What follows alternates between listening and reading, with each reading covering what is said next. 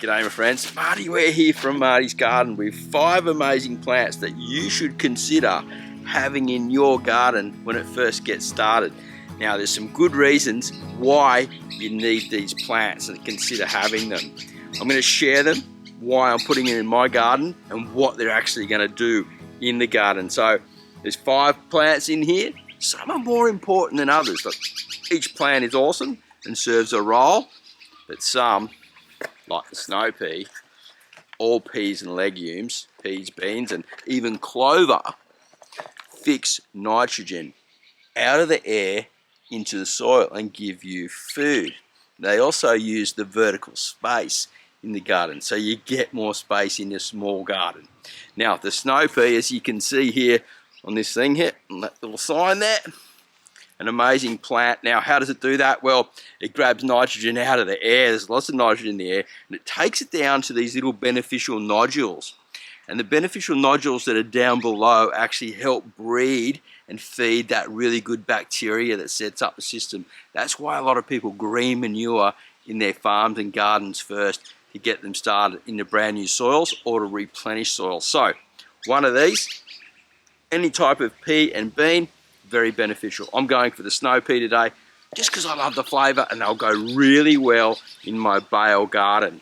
Now the second one we've got here, some little mini baby capsicums. Yep. Now they'll produce food faster than a larger capsicum. So in around about 70 days, so a bit over 2 months, I should have food, and they won't take up as much space, and I'm going to get food in fast. They'll also, like any other plant, photosynthesize and send down that vital energy into the soil as we're building the soil to feed the microbes and the good bacteria and fungi and stuff down there. I'm developing a relationship with the fungi down in the soil by using garden plants. So keep watching the show as we talk about that. Now this plant is probably one of my all-time favorites. You can eat the flowers. I'm not sure about the leaves, but it is a marigold. Now I don't really get off on eating the flowers much, but people do pull them apart, use them to sprinkle up and sort of make cakes and things look really nice. Now the marigold is an amazing plant, and the reason why it's so awesome is it produces something that we haven't really known much about, but we've been able to film it in the last 10 years.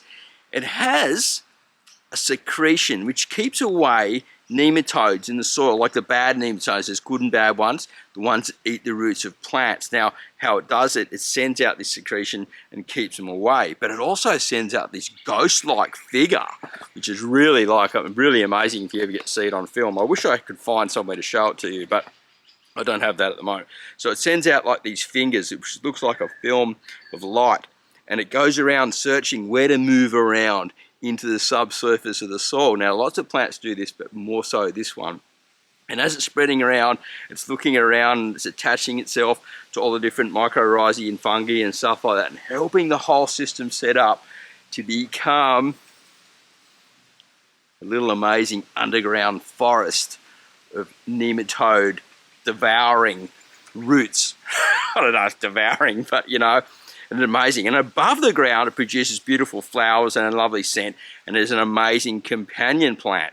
So not only does it deter pests and things like that, it also confuses pests, and we can use the flowers like in arrangements and give them as presents, and they just look absolutely awesome in the garden. So that's my all-time favorite flower at the moment. And the Africans are better at doing this. They're known in companion planting circles for many years to be the top one, and they grow much taller and look really awesome. But I recommend you have a few different sizes of marigolds just to have it looking nice. There's some short ones, dwarf ones, medium, and the tall. But I've gone for the tall at the moment. Now, what we've got here also, I'm adding to my tomatoes because I love my tomatoes. Now, I always go for a fast-growing, quick harvest tomato, especially because what I want is I don't want the birds to get them quickly, any pests and things like that. So even though we're confusing the pests with companion planting and things, this plant will produce in just under 2 months a small to medium sized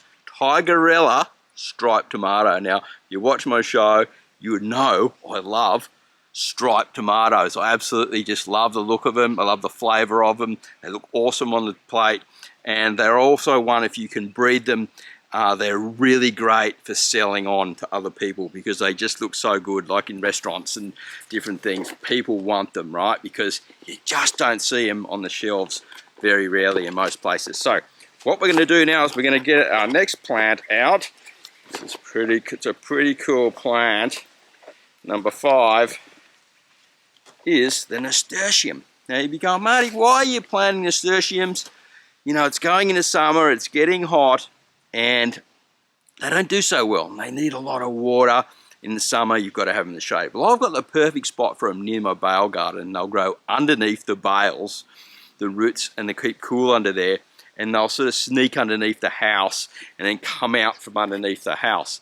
So they'll be able to just grow exactly where they want to be. And then in summertime, they'll back off a bit underneath the house a bit, and then in winter they'll grow out and spread out. And you can just grab little cuttings, stick them in water, stick them in the ground, wherever you want them. Once you've got them, this is the jewel variety, lots of different color. Now, the biggest thing and the best thing about this Nasturtium family of the cress plant, full of vitamin C, pepper flavor, eat the flowers, eat the leaves in salads, wraps, all that type of stuff. Man, these things, won't chew on them yet, they're the bomb. Anyway, that's 5 plants that I'm putting into my new small space garden. Well, it's not so small anymore. Self-sufficient garden here at Marty's Garden. If you're digging the show, make sure you give us a thumbs up before you go.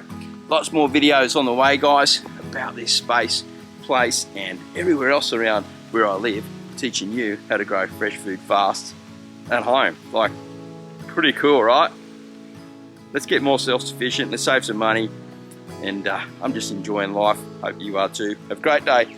Happy gardening, and we'll see you at the next video /vlog, live show, whatever I'm doing next. We'll see. Bye for now.